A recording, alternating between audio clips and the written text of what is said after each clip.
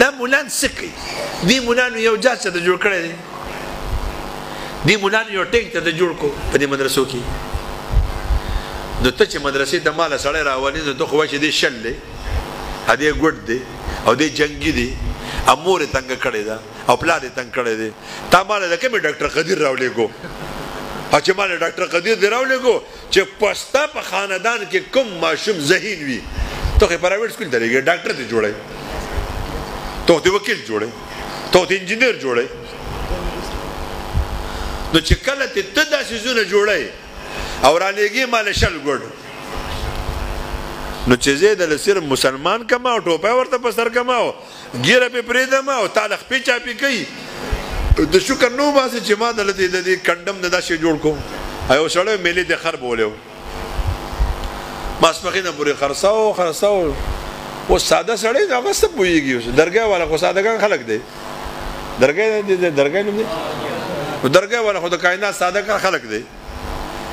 نو هغه په څه پوهېږي د میلې ژبه وله څه ورځي نو هغه یې خرې بولی و ماسپښینه پورې جو چاته پوس نه کوو نو دی یو دلال ته وی یاره وي د دې مصیبت مې خلاص که چېرته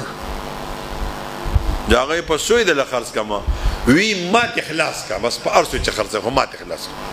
ته له دې خوښ بچي ما ته دلته کېنده ده یا دلته شي وی ماتې خلاص که هغې دلال سره یو ټوکې و داسې ښکلی هغه یې راواغېسته او هغه یې پې ور واچو زین په ځای او واګ یو ته واچولې او په دې میله کې وله منډه ورکړه وی خر نه دی ټټو دی پتلو کې عجیبه دی محمود غزنوي چې په سومنات بوت باندې عمله کوله او په کم خر باندې عمله کړې وه سورلي کوله د هغې خر د خاندان دا یو خر پاتې دی اوس خلکو وی چې یا خدای دا خو قیمتي خر دی یو سړی راغی جوی دا په سو دی دې سړي خو یې ماته خلاص کا هغه ورته یې بس 500 کېږي دا د 500 او نایاب خر دی جو زر نو 2000 نو 3000 نو 4000 نو 6000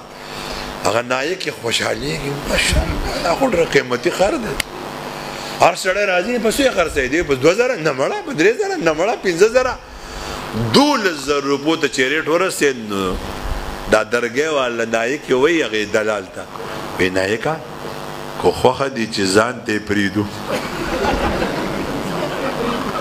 چې پرېږدو لکه چې نه یې خرڅو خو قیمتي دی که نه هغه یې خدای دې چاړه که دا خو هغه خر دی که نه خو زما په خولې کې قیمتي دی اوس د درګۍ سړی به وي مولا پسې راشي مولي صاحب د خدای خاطر ما ته نه خلاص کړه د مزدوري مې نه ده پکار زه به له پیسې ورکوم پیس او ټکټ او کرایه هر شی به له زه ورکوم خو مور یې دې پوزې له راوستې ده او پلار ته کنځلې کې ماتې خلاص کا تبلیغان پې پېښ چې هغه یې 4 میاشتو نه بوځي چې 4 میاشتو نه راشي جو د علم شوقې پیدا شي جو مدرسې ته کښېني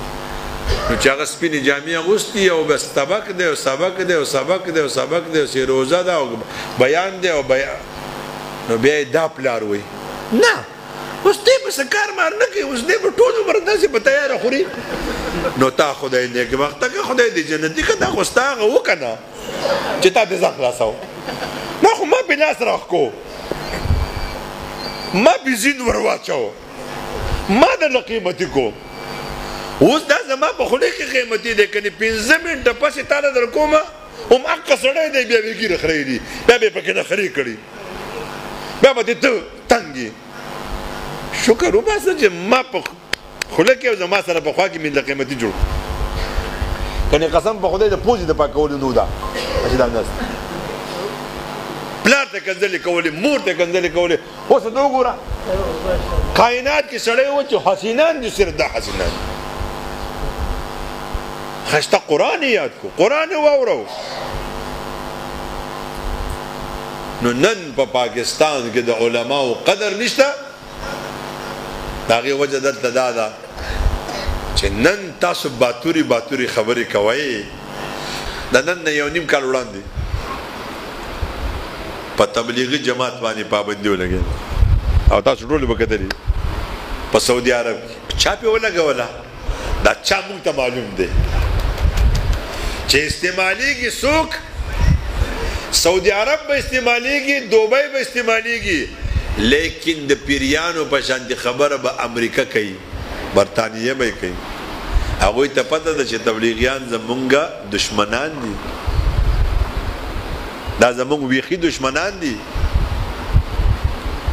نو راځئ د تمام دنیا د مسلمانانو مولانو سترګې دا د پاکستان علماو ته وي چې اوس به څه کېږي نو زمونږ د پاکستان علماو سره حل دی تبلیغیانو باندې پابندي ولګول نو د تمام دنیا د مصر د لیبیا د تمام دنیا نظر د پاکستان په دې خړسرو ببرسرو فقیرانو مولانو باندې ولګل چې د دوی سره به حل وي د پاکستان مقتدر علماو خدای دې چې